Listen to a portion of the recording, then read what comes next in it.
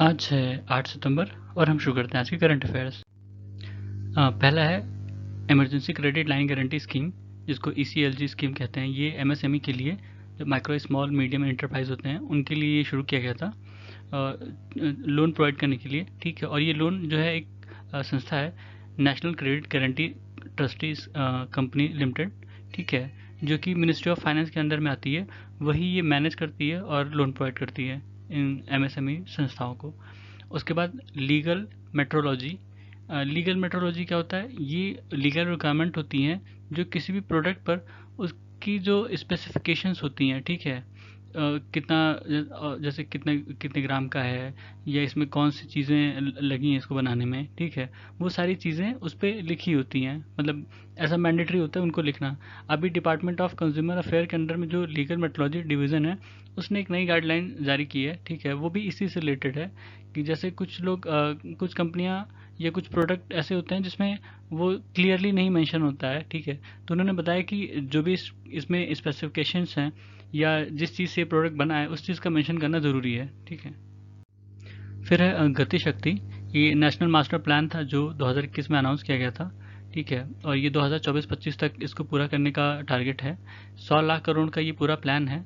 ठीक है, इसमें ज़्यादातर रेलवे से और रोडवेज के प्रोजेक्ट्स हैं। ठीक है, ये मल्टी मॉडल कनेक्टिविटी प्रोजेक्ट है, और इसको जो इम्प्लीमेंट कर रही एजेंसी उसका नाम है नेशनल नेटवर्किंग ग्रुप।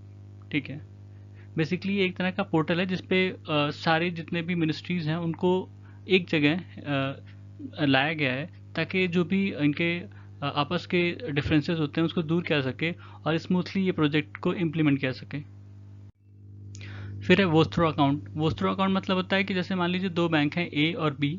ठीक है, तो बी के नाम का अकाउंट ए अपने बैंक में रखेगा, और ए के नाम का अकाउंट बी अपने बैंक में रखेगा। ठीक है, तो इसमें क्या होता है कि जैसे पेमेंट जो सेटलमेंट होती हैं वो आसानी से हो जाती हैं। ठीक है, अभी जैसे बात चल रही है कि इंडिया को रुपी में पेमेंट करना चाहिए जो भी इंपोर्ट या एक्सपोर्ट होते हैं। ठीक है, हम लोग डॉलर में पे करते हैं, जो भी इंपोर्ट होता है हमारे यहाँ वो हम डॉलर में पे करते हैं। उसमें नुकसान क्या हो रहा है कि अपने पास डॉलर लिमिटेड है, तो और डॉलर की वैल्यू इस समय बढ़ रही है और डॉलर हमारा खर्चा हो रहा है। तो इंडिया और रशिया ने ये डिसाइड किया है, और वैसे भी रशिया पे अभी जैसे बैन लगा है, सैंक्शंस लगे हैं। ठीक है, तो वो डॉलर में ले नहीं पा रहा है, तो उसके लिए अल्टरनेट मैकेनिज्म ढूंढ रहे हैं कि कैसे पेमेंट को सेटल किया जाए।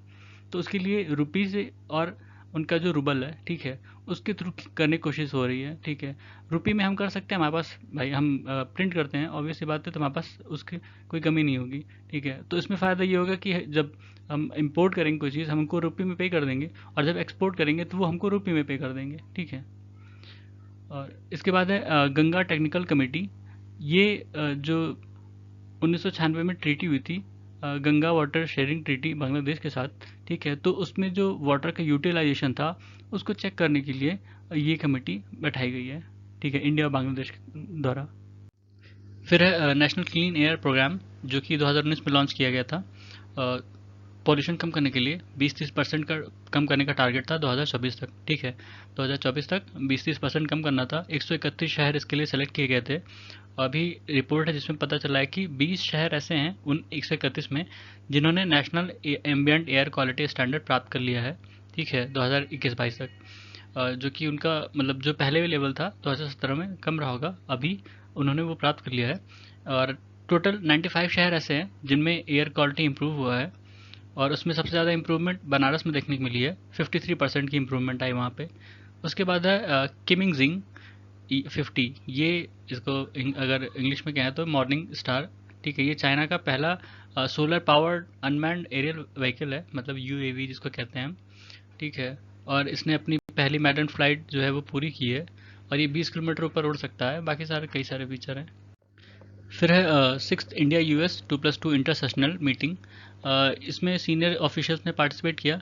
ये जो 2+2 डायलॉग होता है उसी का एक फॉलो अप होता है। ठीक है, उसके बाद सेवन्थ ईस्टर्न इकोनॉमिक फोरम, ये व्लादिवोस्तोक में हुआ, और ये हर साल होता है। 2015 में शुरू हुआ था और तब से हो रहा है।